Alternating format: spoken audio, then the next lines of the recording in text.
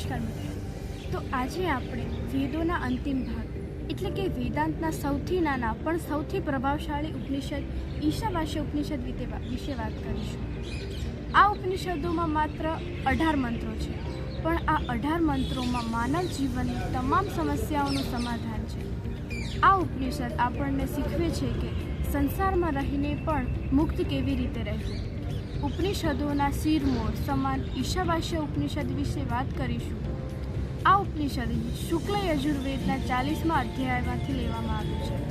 આ માત્ર ધાર્મિક ગ્રંથ નથી, પરંતુ જીવન જીવવાની એક મેન્યુઅલ છે. મહાત્મા ગાંધીએ એકવાર કહ્યું હતું કે જો ભારતમાં તમામ શાસ્ત્રો નાશ પામશે અને ઈશાવાસ્ય ઉપનિષદનો પહેલો મંત્ર બચી જશે તો પણ હિન્દુ ધર્મ અમર રહેશે.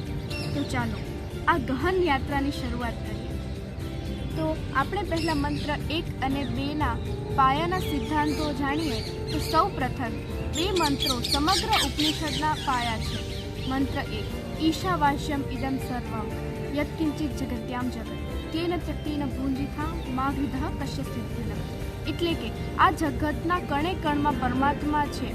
જે કંઈ પણ આપણી આસપાસ છે તે બધું પરમાત્માનું છે. તેથી ત્યાગપૂર્ણ ભાવ રાખીને ધનનો લોભ ન કરવો જોઈએ. આનો આપણે બીજું મંત્ર સમજીએ તો તે કહે છે કે કામ છોડીને ભાગવાનું નથી. કુર્વન્નેહે વકર્માણી એટલે કે 100 વર્ષ સુધી કર્મો કરતા જીવવાની ઈચ્છા રાખવી જોઈએ. જો તમે ઈશ્વરને સમર્પિત થઈને કામ કરશો તો કર્મ તમને વળગશે નહીં. હવે આપણે 3થી 8મા મંત્રમાં શું છે તે સમજીએ તો આત્મજ્ઞાનનો મહિમા. ત્યારબાદ મંત્રોના આત્માના સ્વરૂપની ચર્ચા કરી છે. જે લોકો પોતાના આત્માને ઓળખતા નથી તેઓ અંધકારમાં ભટકે છે. આત્મા કેવો છે? તે સ્થિર છે, છતાં પણ મન કરતાં પણ ઝડપી છે. તે દૂર પણ છે અને અત્યંત નજીક પણ છે. 6 અને 7મા મંત્રમાં બહુ સુંદર છે. જે વ્યક્તિ બધા જ ભૂતોમાં એટલે પ્રાણીઓમાં પોતાના આત્માને જુએ છે તેને કોઈના પ્રત્યે નફરત રહેતી નથી. જ્યારે બધે જ એકત્વ એટલે કે એક ચેતના દેખાય છે ત્યારે મોહ કે શોક ક્યારે રહેતો નથી.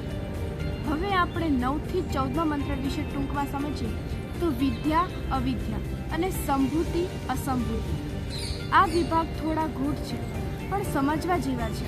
અહીં ઋષિ કહે છે કે માત્ર ભૌતિક સુખ અવિદ્યા પાછળ દોડવું તે જોખમી છે, પણ સંસારને સાવ છોડીને માત્ર આધ્યાત્મિક વાતો વિદ્યામાં ડૂબેલા રહેવું તે પણ પૂરતું નથી.